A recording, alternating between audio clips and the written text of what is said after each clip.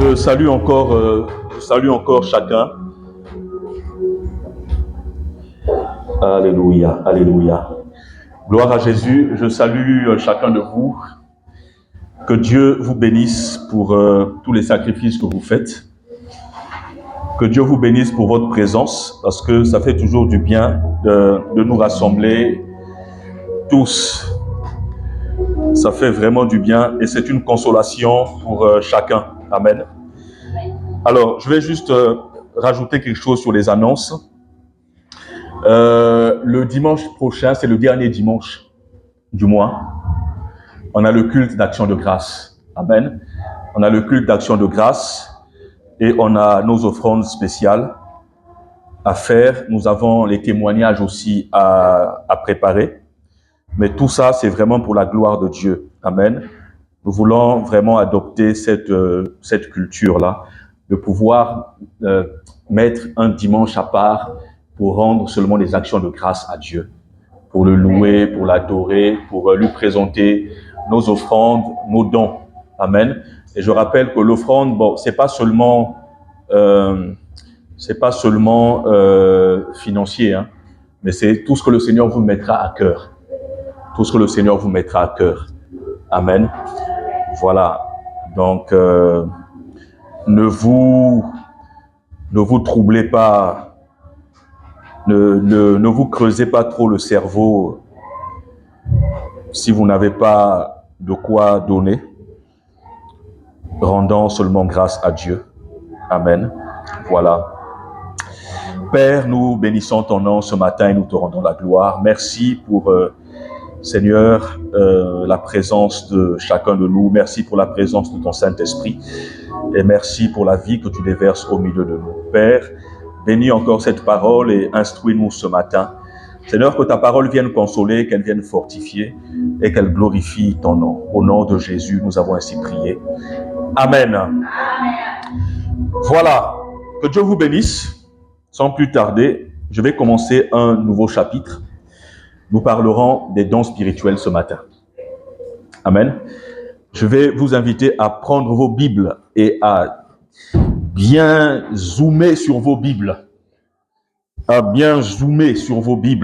Amen. Voilà, il faut qu'on ait des bons yeux ce soir. Il faut qu'on zoome, il faut qu'on utilise des loupes pour bien lire comme les chrétiens de Béret. Tu lis phrase mot par mot. Amen. Mot par mot, parce que l'enseignement sur les dons spirituels, gloire à Dieu, parce qu'il y a des prédécesseurs il y a des gens qui ont écrit sur les dons spirituels. Amen. Mais moi, je pense que à chaque fois que nous abordons ce thème, le Saint-Esprit nous rajoute quelque chose. Il nous éclaire encore davantage. Il nous éclaire parce que nous-mêmes, là, il faut que nous soyons capables d'aller dans les Écritures et de chercher à comprendre par nous-mêmes, de chercher à comprendre à la lumière du Saint-Esprit. Amen. Si nous ne faisons pas ça, nous prenons le risque aussi de perpétuer les fausses doctrines. Amen. Vous voyez? Donc, c'est ça le danger. Je prends juste un exemple. Il y a des églises dans lesquelles il est interdit de parler en langue. Amen. Sous prétexte que l'apôtre Paul, dans 1 Corinthiens, il a beaucoup même mal parlé du parler en langue, quoi. Vous voyez? Mais, quand tu ne lis pas jusqu'à la fin, quelque part dans le chapitre 14, Paul dira, n'interdisez pas de parler en langue. Amen. Vous voyez? N'interdisez pas de parler en langue. C'est-à-dire que les gens doivent continuer à parler en langue à l'église. N'est-ce pas? N'interdisez pas de parler en langue. Donc, quand c'est comme ça, chacun prend une partie, il fonde un peu sa doctrine, et puis il embarque tout le monde dedans. Amen. Donc, nous devons lire la parole de Dieu à la lumière du Saint-Esprit. Pas en nous appuyant toujours sur les travaux qui ont été faits. Mais il faut que toi-même, tu aies aussi ta propre opinion. Amen. Voilà. Il faut que le Saint-Esprit t'éclaire. Donc, nous parlerons des dons spirituels. Et le passage que nous allons lire, 1 Corinthiens chapitre 12. 1 Corinthiens chapitre 12, on va lire à partir du verset 4. Du verset 4 au verset, du verset 4, du verset 4 au verset 9. Au verset, on va dire jusqu'au verset 11. OK? C'est notre passage de base. Et c'est un enseignement que je vais donner sur plusieurs dimanches. OK? Donc, je sollicite vraiment toute votre attention parce qu'on va aller doucement, mais par la grâce de Dieu, on va comprendre. Je lis la parole de Dieu. Chapitre 12, à partir du verset 4. Il y a diversité de dons. Amen. Mais le même esprit. Esprit avec grand E. Hein? OK? Voilà. Donc, c'est l'esprit de Dieu. OK. Il y a diversité de dons, mais le même esprit. Diversité de ministères, mais le même Seigneur. Diversité d'opérations, mais le même Dieu qui opère tout en tous. Verset 7. Or, à chacun, la manifestation de l'esprit est donnée pour l'utilité commune. Je m'arrête d'abord là. Il y a des mots qui sautent. Il y a des mots qui nous interpellent. Il y a le mot don. Il y a le mot don. Don, c'est quelque chose de gratuit. Amen. C'est une grâce gratuite, c'est un cadeau gratuit. Et donc, alors, voilà. Donc, c'est quelque chose de gratuit. C'est une grâce gratuite. C'est quelque chose de gratuit. Donc, il y a diversité de dons, mais le même esprit. Alors, au verset 7, « Or, à chacun, la manifestation de l'esprit est donnée pour l'utilité commune. » Amen. Donc, l'exercice des dons spirituels, c'est la manifestation du Saint-Esprit. Vous voyez ce que je veux dire? Voilà. Donc, le Saint-Esprit, on voit sa manifestation à travers les dons spirituels. Vous voyez? Donc, les dons spirituels, ce sont aussi on appelle ça des charismes. Ce sont des charismes. Et voilà, donc c'est à travers les dons spirituels, je vais aller doucement, hein, franchement, il faut que je reste dans la parole. À travers les dons spirituels, à travers la manifestation, à travers les dons spirituels, c'est la manifestation du Saint-Esprit qui est là. Amen. Donc, le Saint-Esprit se manifeste à travers les dons spirituels. OK? Voilà. Donc, pour qu'on sache que le Saint-Esprit est dans l'assemblée, par exemple, les dons spirituels se manifestent. Et ces dons-là, il y a des dons qui sont ponctuels. C'est-à-dire que le Saint-Esprit peut donner à chacun comme il veut, dans des circonstances particulières. Vous voyez? Donc, c'est des dons qui peuvent se manifester de manière ponctuelle. On est dans un culte, mais le Saint-Esprit peut choisir de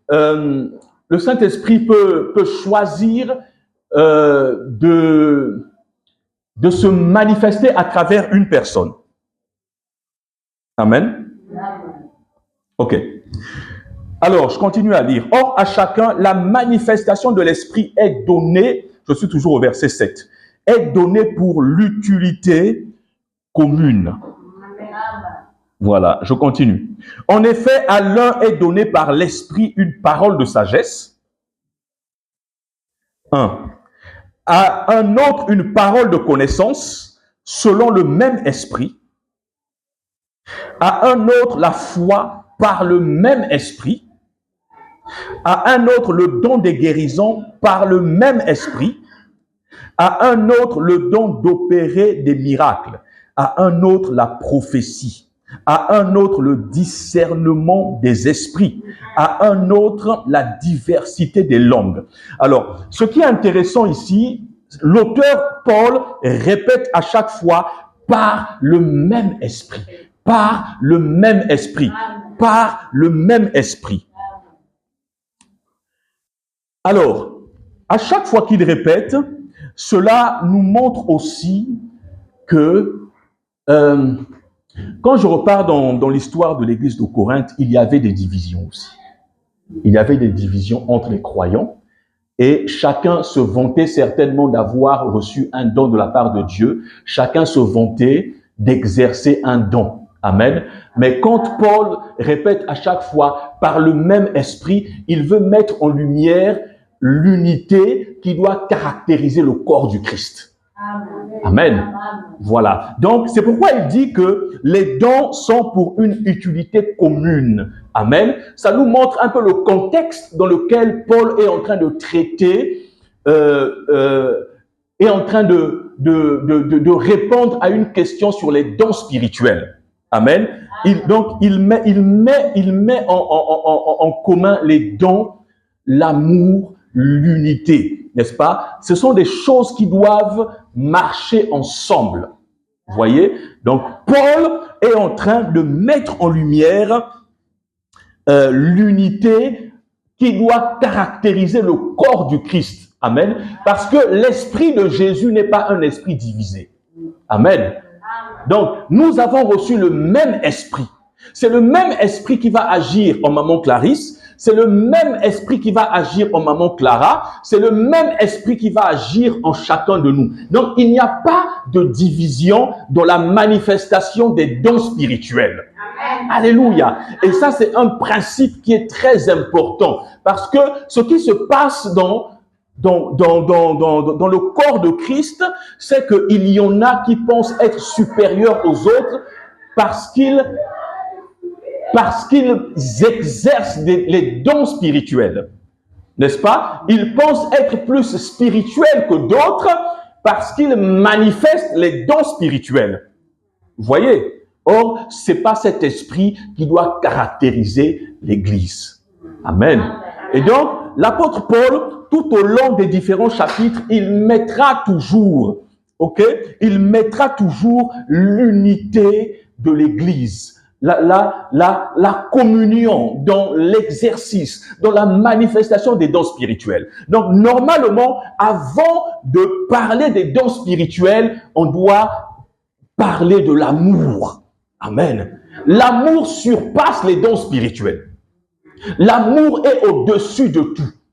Et l'amour rend les dons spirituels efficaces. Sans l'amour, les dons spirituels ne sont rien. C'est juste une grâce que le Saint-Esprit te donne. Mais l'amour doit être au-dessus de tout. La communion dans le corps de Christ doit être au-dessus de tout.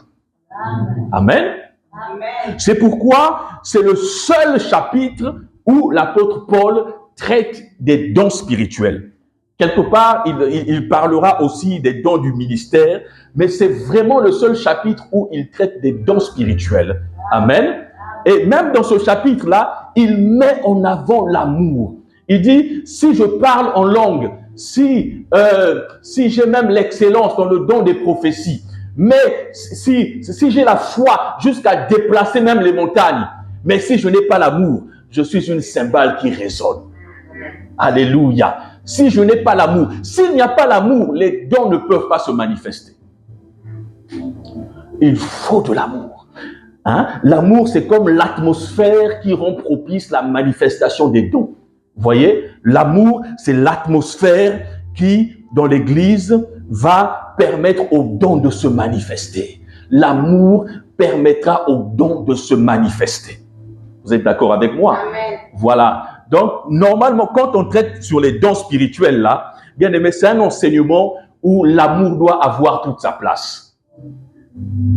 L'amour doit avoir sa place. On ne doit pas inciter les fidèles à être des concurrents.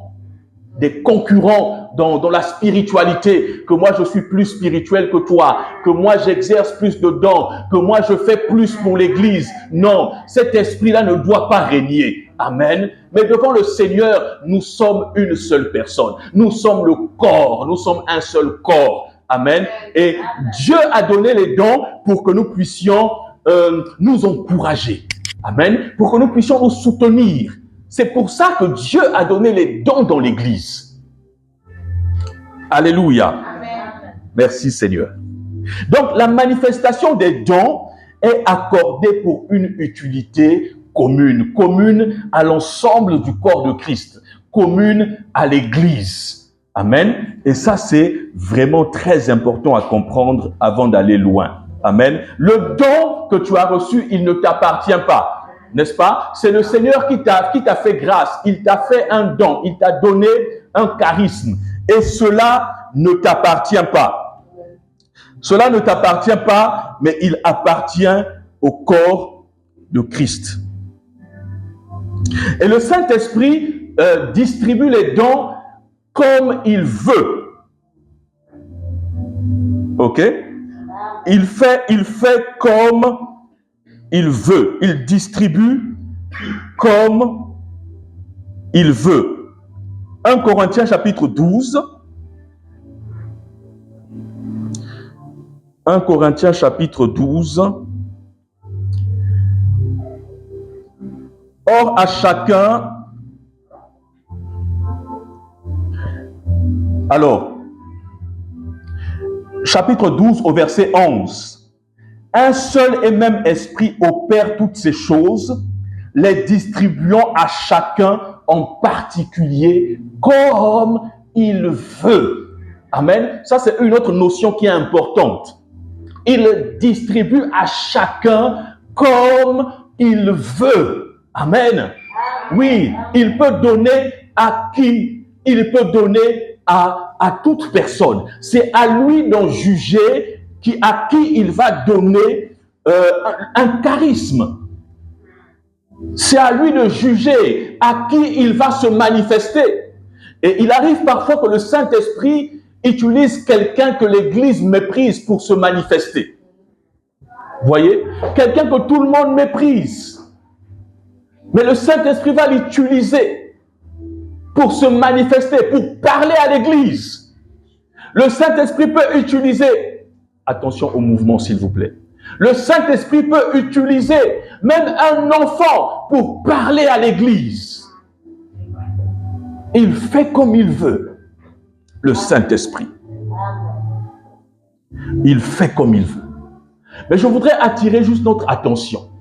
C'est pas parce que le Saint-Esprit fait comme il veut, c'est pas parce qu'il peut toucher qui il veut que nous n'avons pas le droit de soupirer après les dons, que nous n'avons pas besoin de rechercher que Dieu nous utilise pour manifester, pour se manifester. Amen. Amen. Voilà. Donc, même si le Saint-Esprit utilise qui il veut, mais bien aimés, nous devons aussi rechercher. Nous devons chercher à être utilisés par le Saint-Esprit. Amen. Nous devons soupirer après la manifestation des dons spirituels. Nous devons, comme dit Paul, nous devons rechercher les dons les meilleurs. Nous devons rechercher l'excellence. Amen. Le Saint-Esprit, il dépose quelque chose en nous, n'est-ce pas? Mais nous devons faire grandir ce que le Saint-Esprit a déposé en nous. Nous devons avoir soif de manifester les dons du Saint-Esprit. Ce n'est pas un péché. Alléluia. Ne tombons pas dans le piège de certains mots, ou parce qu'on dit que c'est par grâce que nous avons reçu, alors nous pouvons nous asseoir, nous n'avons rien à faire. Bien aimé, par expérience, si tu agis comme ça, ça sera difficile de manifester les dons spirituels. Oui, par expérience. Amen. Voilà. Donc, je répète encore que c'est pas parce que c'est un don qui est gratuit que tu n'as pas besoin de faire ta part. Tu es assis, tu attends juste que le Saint-Esprit t'utilise. Ça sera très difficile. Mais ça sera difficile, mais pas impossible. Parce que le Saint-Esprit peut t'utiliser comme tu es. C'est pas impossible, n'est-ce pas? Mais par expérience, bien aimé, nous devons rechercher les dons du Saint-Esprit. Amen. Nous devons soupirer après la manifestation du Saint-Esprit. Soupirer avec ardeur. Alléluia. Soupirer avec ardeur. Parce que les choses spirituelles ne sont pas toujours gratuites. Il y a un prix à payer. Il y a un prix à payer. Beaucoup de personnes qui ont fait des expériences spirituelles, ce sont des personnes aussi qui, pour beaucoup, demeuraient dans la prière. Ils cherchaient Dieu. Ils se consacraient à Dieu. Amen. Et Dieu a trouvé bon de leur révéler les choses. Les choses spirituelles, pour les obtenir, il faut les chercher. Il faut les chercher. Il faut parfois en payer le prix. Amen. Bien que Dieu peut faire grâce, Dieu peut t'accorder une vision, même si tu n'as pas payé le prix, mais franchement, c'est rare. C'est rare. Ok?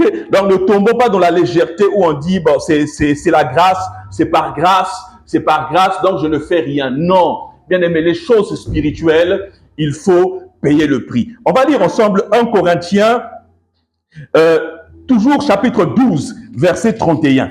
Il y a un mot qui va revenir. Est-ce que ça va? 1 Corinthiens chapitre 12, verset 31. Paul dira, aspirez aux dons les meilleurs. Vous voyez? Vous pouvez surligner, aspirer. Aspirer aux dons les meilleurs. Soupirer après les dons. Seigneur, je veux avoir le don de la prophétie. Je veux avoir le don de la parole de connaissance. Bien aimé, je vais prier pour ça aussi. Et à la fin de cet enseignement, nous allons prier. Mais dès maintenant, avec le peu que vous avez, commencez à soupirer.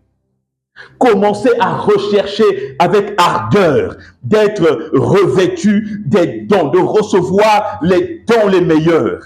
Amen. Amen.